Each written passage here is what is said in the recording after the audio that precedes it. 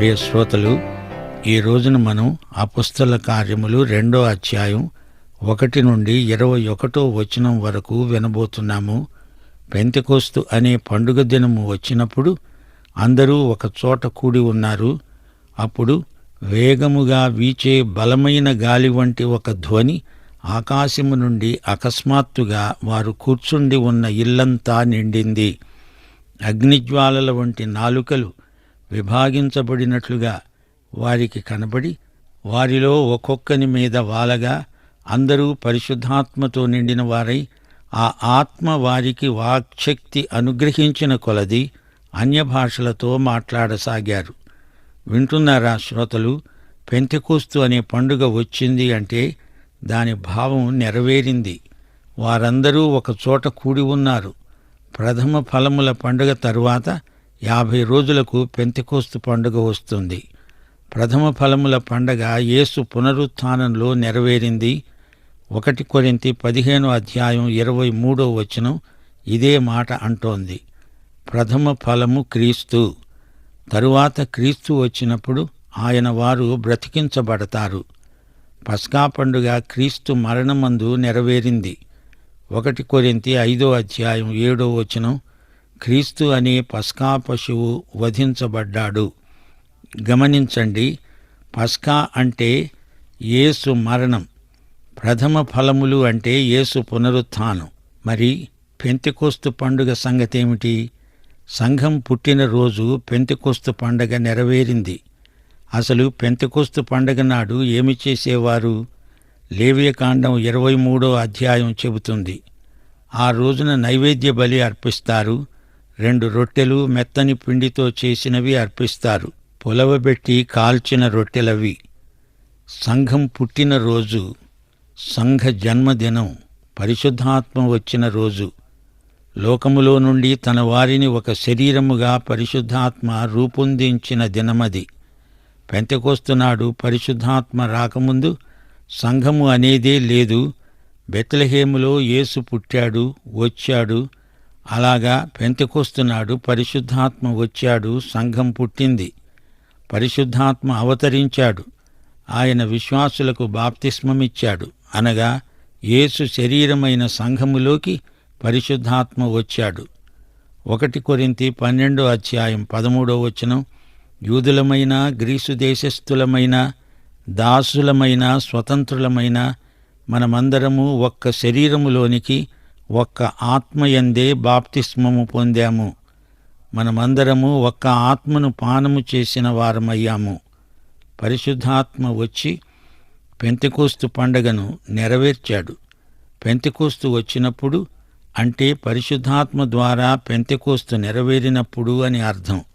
ఇశ్రాయేలీయులు తరతరాలుగా ఆచరించే పెంతెకొస్తు పండుగ పెంతెకొస్తు నాడు పరిశుద్ధాత్మ రాకడతో నెరవేరింది. పరిశుద్ధాత్మ వచ్చాడు గాని ఆయన కనపడడు. తాను వచ్చినట్లు 2 గుర్తులు, 2 సూచనలు, రుజువులు చూపాడు. చెవికి, కంటికి ఈ సూచనలు వర్తిస్తాయి. ధ్వని విన్నారు, అగ్ని నాలుకలను చూచారు. పరలోకము నుండి బలమైన గాలి వీచిన మహాధ్వని వినిపించింది. వారు కూర్చుని ఉన్న ఇల్లంతా ఆ ధ్వని నిండింది. అది గాలి వంటి ధ్వని యెరూషలేము నగరమంతా వినిపించింది. గాలి ధ్వని వంటి సూచన. చెవులతో అందరూ విన్నారు. అగ్నిలాంటి నాలుకలు. అది అగ్ని కాదు, అగ్ని వలె కనిపించింది. నాలుకలుగా విభజించబడిన అగ్నిని వారు చూచారు. ప్రతి ఒక్కరి మీద నాలుకలు నిలిచాయి. కంటితో చూచారు. పెంతెకొస్తు నాడు సంఘం ఏర్పడింది. సంఘ శరీరములోనికి పరిశుద్ధాత్మ ప్రవేశించాడు. వారిని క్రీస్తు సంఘములోనికి ప్రవేశపెట్టాడు.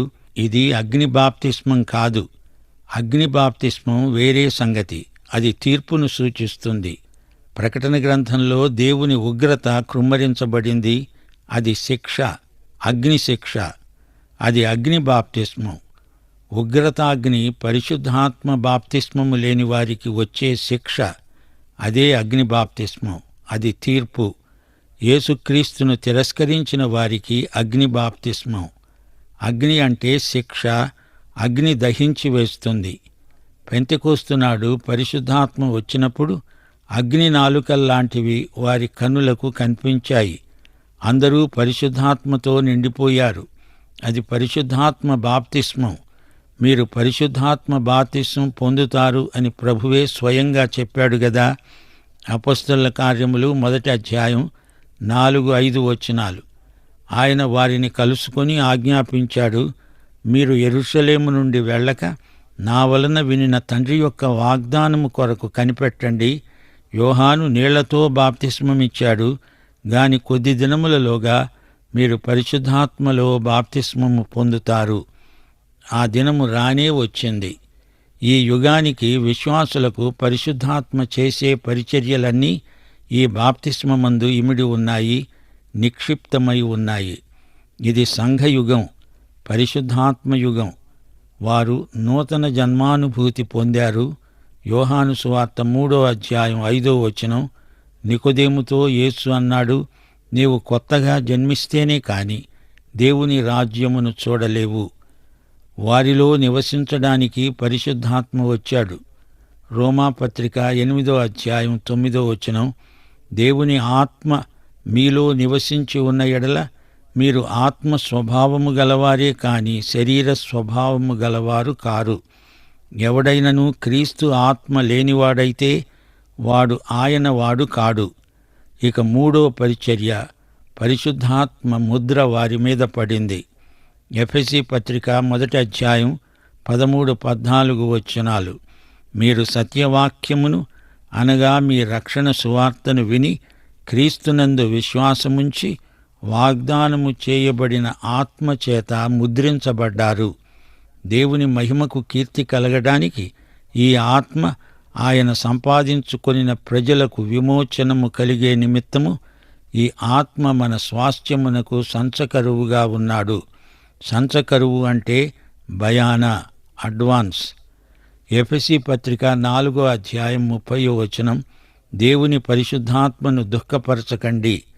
విమోచన దినము వరకు ఆయన యందు మీరు ముద్రించబడి ఉన్నారు. పరిశుద్ధాత్మను విశ్వాసి దుఃఖపరచగలడు గాని పరిశుద్ధాత్మ ముద్ర పోదు. విమోచన దినము వరకు పరిశుద్ధాత్మ ముద్ర చెరిగిపోదు. పరిశుద్ధాత్మ ముద్ర కోసం అడగాల్సిన పని లేదు, అది మనకుంది. మనం విశ్వసించాము అంటే పరిశుద్ధాత్మ ముద్ర వచ్చింది. పరిశుద్ధాత్మ మనకు పరలోక స్వాస్థ్యానికి బయానా, సంచకరువు. విమోచన దినము వరకు ఈ ముద్ర భద్రంగా ఉంటుంది. ఇక వీటన్నిటికీ పరాకాష్ఠ అనుభూతి. మీరు పరిశుద్ధాత్మ బాప్తిస్మానుభూతి గలవారయ్యారు. బాప్తిస్మకుడైన యోహాను అన్నాడు, లూకాసు వార్త 3వ అధ్యాయం 16వ వచనం, నేను నీళ్లతో మీకు బాప్తిస్మమిస్తున్నాను, అయితే నాకంటే శక్తిమంతుడొకడు వస్తున్నాడు, ఆయన మీకు పరిశుద్ధాత్మలో బాప్తిస్మమిస్తాడు. అది వారు పొందినప్పుడు యేసు శరీరములోనికి సమృద్ధి ప్రవేశం పొందారని భావం. అప్పుడే సంఘము ఆవిర్భవించింది. 1 కొరింథీ 12వ అధ్యాయం 13వ వచనం, ఆయన శరీరములోనికి ఒక్క ఆత్మయందే బాప్తిస్మము పొందాము. ఈ బాప్తిస్మమందు ఆత్మ యొక్క 4 పరిచర్యలు సమగ్రముగా నెరవేరాయి. అందరూ ఆత్మచేత నింపబడిన వారయ్యారు. ఆత్మ నింపుదల ఎందుకు? సేవ కోసం. పెంతెకోస్తు అనుభవం వారికి ఆత్మ నింపుదల వల్ల కలిగింది, బాప్తిస్మము వల్ల కాదు. ఆత్మ నింపుదల నాడు నేడు సేవ కోసం ఎంతో అవసరం. ఆత్మపూర్ణులై ఉండండి అనేది ఆజ్ఞ. ఎఫెసీ పత్రిక 5వ అధ్యాయం 18వ వచనం, మద్యముతో మత్తులై ఉండకండి, అందులో దుర్వ్యాపారము కలదు, ఆత్మపూర్ణులై ఉండండి. వారు వాగ్దానము చేయబడిన ఆత్మ కొరకు కనిపెట్టారు. ఆత్మ బాప్తిస్మము అనుభవం కాదు, ఆత్మ నింపుదల అనుభవం. బాప్తిస్మము అనేది దేవుడు చేసింది. పరిశుద్ధాత్మకు నీవు నివాసం కావడం, ఆత్మచేత ముద్రించబడడం, సంఘ శరీరంలోకి రావడం, యేసు శరీరంలో భాగమైపోవడం, విమోచన దినం వరకు ఆత్మచేత ముద్రించబడడం, ఇదంతా బాప్తిస్మమందు ఇమిడి ఉన్నాయని మరిచిపోకండి.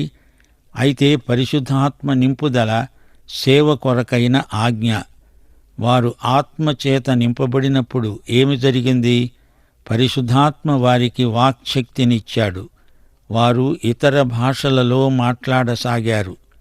రోమా ప్రభుత్వంలో అనేక భాషలు మాట్లాడేవారున్నారు. పెంతెకోస్తు పండుగకు వివిధ ప్రాంతాల నుండి వచ్చిన వారున్నారు. వివిధ భాషలు మాట్లాడే ప్రజలందరూ కలిసి వచ్చారు. వారికందరికీ హీబ్రూ భాష రాదు. యూదులలో కూడా చాలామందికి హీబ్రూ భాష రాదు. కాని ఇప్పుడైతే ఇశ్రాయేలు దేశంలో హీబ్రూ మాట్లాడతారు. పెంతెకోస్తు సంఘటన చరిత్ర. అది తిరిగి జరిగేది కాదు. బెత్లెహేములో యేసు జన్మం చరిత్ర. అది మళ్లీ జరిగేది కాదు. క్రిస్మస్ సంఘటన గత చరిత్ర. అలాగే పెంతెకోస్తు సంఘటన చరిత్ర. యేసు బెత్లెహేములో ప్రతి సంవత్సరం పుడతాడా? జ్ఞానులు ప్రతి సంవత్సరము నక్షత్రాన్ని చూచి రాజసందర్శనార్థమై వస్తారా? అలా జరగదు. చరిత్ర గతకాలమందలి సంఘటన. అలాగే పెంతెకోస్తు పరిశుద్ధాత్మ వచ్చిన రోజు, సంఘం పుట్టిన రోజు. యోహాను సువార్త 16వ అధ్యాయం 14వ వచనంలో ప్రభువు అన్నాడు, పరిశుద్ధాత్మ నా వాటిలోనివి తీసుకొని మీకు తెలియచేస్తాడు గనుక నన్ను మహిమపరుస్తాడు. మనము క్రీస్తును ప్రకటించేటప్పుడు మనకు వాక్శక్తినిచ్చేవాడు పరిశుద్ధాత్మే. అపొస్తలులు ఎక్కడివారు? వారు గలతీయులు. వారికి ఆయా భాషలు రావు. అయితే ఇప్పుడు ఆ భాషలన్నీ మాట్లాడుతున్నారు. పరిశుద్ధాత్మ వారికి మాట్లాడే శక్తినిచ్చాడు. 5వ వచనం నుండి, ఆ కాలమున ఆకాశము క్రింద ఉన్న ప్రతి జనములో నుండి వచ్చిన భక్తిగల యూదులు యెరూషలేములో కాపురమున్నారు. ఈ శబ్దము కలుగగా జనులు గుంపులుగా కూడివచ్చి ప్రతి మనుష్యుడు తన తన స్వభాషలో వారు మాట్లాడడము విని కలవరపడ్డారు. అంతటా అందరూ విభ్రాంతి నొంది ఆశ్చర్యపడి చెప్పుకున్నారు, ఇదిగో మాట్లాడుతున్న వీరందరూ గలిలయులు కారా? మనలో ప్రతివాడు తాను పుట్టిన దేశపు భాషలో వీరు మాట్లాడడము మనము వింటున్నామే. ఇదేమిటి? మనమందరము వీరు మన భాషలలో దేవుని గొప్ప కార్యములను వివరించడము మనం వింటున్నాము. అందరూ విభ్రాంతి నొంది ఎటూ తోచక ఇదేమిటో అని ఒకరితో ఒకరు చెప్పుకున్నారు. కొందరైతే వీరు కొత్త మద్యముతో నిండి ఉన్నారని అపహాస్యం చేశారు. ప్రియ శ్రోతలు, వింటున్నారా? పార్తీయులు, మాదీయులు, ఏలామీయులు ఉన్నారు. మెసొపొటేమియా, యూదయ్య, కపదొకియా, పొంతు ఆసియా, ఫ్రుగియా, పంపులియా, ఈజిప్టు నుండి వచ్చిన వారు ఉన్నారు. కురేనీ దగ్గర లిబియా ప్రాంతీయులు, ప్రవాసులైన రోమీయులు, యూదులు, యూద మత ప్రవిష్ఠులు, క్రేతీయులు, అరబ్బీయులు మొదలైన వారందరూ ఒక పెద్ద సమూహమై వచ్చారు. శ్రోతలు, వింటున్నారా? గాలి వంటి ప్రచండమైన ధ్వని వీరందరూ విన్నారు. అలాంటి ధ్వని అంతకు ముందు ఎవ్వరూ కనీ విని ఉండలేదు. దేవాలయ ప్రాంతానికి వారందరూ పరిగెత్తుకుంటూ వచ్చారు. ప్రథమ సంఘముగా మేడగదిలో కూడిన 120 మంది విశ్వాసులు వారి మధ్య ఉన్నారు. వారికి ఎంతో ఆశ్చర్యమేసింది. ప్రతి ఒక్కడూ తన స్వంత భాషలో సందేశం వింటున్నారు. ప్రతి ఒక్కడూ తన స్వంత దేశంలో మాట్లాడే భాష ఇప్పుడు ఇక్కడ వింటున్నాడు. వివిధ భాషా ప్రాంతాల నుండి వచ్చిన వీరికి ఆయా భాషల్లో సందేశం వినబడడం గొప్ప విశేషం. ఇందులో అద్భుతం వారు మాట్లాడడమా లేక వీరు వినడమా? ఏది ఏమైనా భాషాభేదాలను అధిగమించి సందేశం ప్రజలందరూ విన్నారు. అది అసలు ప్రయోజనం. మాట్లాడిన వారు గలిలయులు, విన్నవారు బహుభాషా ప్రాంతీయులు. అది గొప్ప అద్భుతం. అందరూ విన్నారు, విన్నది గ్రహించారు. ఈ అద్భుతానికి వారు ఆశ్చర్యచకితులయ్యారు. కొందరైతే ఎగతాళి చేశారు. వీరు బాగా తాగారు, మత్తులో ఉన్నారు అన్నారు. ఎఫెసీ పత్రిక 5వ అధ్యాయం 18వ వచనంలో పౌలన్నాడు, మద్యముతో మత్తులై ఉండకండి, అందులో దుర్వ్యాపారమున్నది, ఆత్మపూర్ణులై ఉండండి. అవును, వీరు మద్యముతో మత్తులు కారు, ఆత్మపూర్ణులు. అవిశ్వాసులు వారిని అపార్థం చేసుకున్నారు. సువార్తను ప్రకటించడానికి ఆత్మ మనకు వాక్శక్తినివ్వాలి, లేకపోతే సువార్త ప్రకటించలేము. ఈ రోజున అన్ని భాషల్లో సువార్త ప్రకటించబడుతోంది. ఇది కేవలం పరిశుద్ధాత్మ ఉద్యమమే అని మనం గ్రహించాలి. పెంతెకోస్తు నాడు జరిగిన మహాసంఘటన అంతకు ముందు ఎవ్వరూ కని విని ఉండలేదు. పరిశుద్ధాత్మ ఆయా వ్యక్తులను వివిధ సంస్కృతులలో నుండి, భాషా ప్రాంతాలలో నుండి తన కోసం ఏర్పరచుకొని వారిని సంఘానికి చేర్చడం నేటి వరకు కొనసాగుతూనే ఉన్నది. పెంతెకోస్తుకు ముందు సంఘం లేదు. పెంతెకోస్తు దినం సంఘానికి జన్మదినం. ప్రథమ ఫలాల పండగ తర్వాత 50 రోజులకు పెంతెకోస్తు. ప్రభువు పునరుత్థానం తరువాత 50 రోజులకు సంఘం పుట్టింది, ఉనికిలోకి వచ్చింది. అప్పుడు పేతురు నిలిచి మాట్లాడుతున్నాడు. ప్రజలలో కొందరి అభ్యంతరాన్ని, అనుమానాన్ని తొలగించి పెంతెకోస్తు విశిష్టతను ఎలుగెత్తి చాటుతున్నాడు. సంఘ యుగారంభంలో పేతురు ప్రసంగం ఎంతో ముఖ్యమైనది. అపొస్తల కార్యములు 2వ అధ్యాయం 14వ వచనం నుండి పేతురు ఆ 11 కూడా లేచి నిలిచి బిగ్గరగా వారితో అన్నాడు, యూదయ మనుష్యులారా, యెరూషలేములో కాపురమున్న సమస్త జనులారా, ఇది మీకు తెలియునుగాక. చెవియొగ్గి నా మాటలు వినండి. మీరు ఊహించినట్లు వీరు మత్తులు కారు, పొద్దు పొడిచి జామైనా కాలేదు. యోవేలు ప్రవక్త ద్వారా చెప్పబడిన సంగతి ఇదే. ఏమనగా, అంత్యదినములందు నేను మనుష్యులందరి మీద నా ఆత్మను కుమ్మరిస్తాను. మీ కుమారులు కుమార్తెలు ప్రవచిస్తారు. మీ యువకులకు దర్శనాలు కలుగుతాయి. మీ వృద్ధులు కలలు కంటారు. ఆ దినములలో నా దాసుల మీద, నా దాసురాండ్ర మీద నా ఆత్మను కుమ్మరిస్తాను గనుక వారు ప్రవచిస్తారు. పైన ఆకాశమందు మహత్కార్యములను, కింద భూమి మీద సూచక క్రియలను, రక్తమును, అగ్నిని, పొగ ఆవిరిని కలుగజేస్తాను. ప్రభువు ప్రత్యక్షమయ్యే ఆ మహాదినము రాకముందు సూర్యుడు చీకటిగా, చంద్రుడు రక్తముగా మారుతారు. అప్పుడు ప్రభువు నామమును బట్టి ప్రార్థన చేసే వారందరూ రక్షణ పొందుతారు అని దేవుడు చెప్తున్నాడు. ప్రియ శ్రోతలు, వింటున్నారా? పేతురు ప్రసంగం వింటున్నది ఎవరు? వారు యూదయ్యవారు, యెరూషలేములో ఉన్నవారు. యెరూషలేము ఆ రోజుల్లో యూదుల పట్టణం. పిలాతు కార్యాలయం కైసరయ్యలో ఉంది. ప్రథమ సంఘస్థులందరూ యూదులే. సంఘం యెరూషలేములో ప్రారంభమైంది. అక్కడి నుండి యూదయ్య, సమరయ్య దేశాలకు వ్యాపించింది. అక్కడి నుండి భూదిగంతాల వరకు విస్తరించింది. సంఘ ఉద్యమం దినదినాభివృద్ధి చెందింది. పాత నిబంధనలో భూదిగంతాల నుండి ఆరాధనకు అందరూ యెరూషలేముకు వచ్చేవారు. ఇప్పుడు యెరూషలేములో మొదలై సంఘము భూదిగంతాల వరకు వ్యాప్తి చెందుతున్నది. వీరు మద్యము తాగలేదు. ఇది తాగే సమయం కాదు. లేఖనాలను పరిశోధిస్తే మీకు బోధపడుతుంది. యోవేలు ప్రవచనములో చెప్పబడిన సంగతులే ఇవి. యోవేలు చెప్పిందంతా జరిగిందని కాదు, జరుగుతుంది, నెరవేరుతుంది. ఆత్మ కుమ్మరింపును అపార్థం చేసుకోకండి అంటూ పేతురు వారికి వివరిస్తున్నాడు. ఇశ్రాయేలు వారలారా, ఆత్మకార్యాన్ని అనుమానిస్తున్నారా? యోవేలు చెప్పింది మరొకసారి వినండి అంటూ పేతురు తన ప్రసంగం ఆరంభించాడు. 21వ వచనం వద్ద ఈ పాఠం ఆపుదాము. ఒక్కసారి మా శ్రోతలు ఈ పాఠంలోని ముఖ్యాంశాలను పరిశీలించాలని కోరుతున్నాము. అపొస్తల కార్యముల గ్రంథం పరిశుద్ధాత్మ కార్యముల గ్రంథం. 2వ అధ్యాయం 4వ వచనం. అందరూ పరిశుద్ధాత్మతో నిండిన వారై ఆ ఆత్మ వారికి వాక్శక్తి అనుగ్రహించిన కొలది అన్య భాషలతో మాట్లాడసాగారు.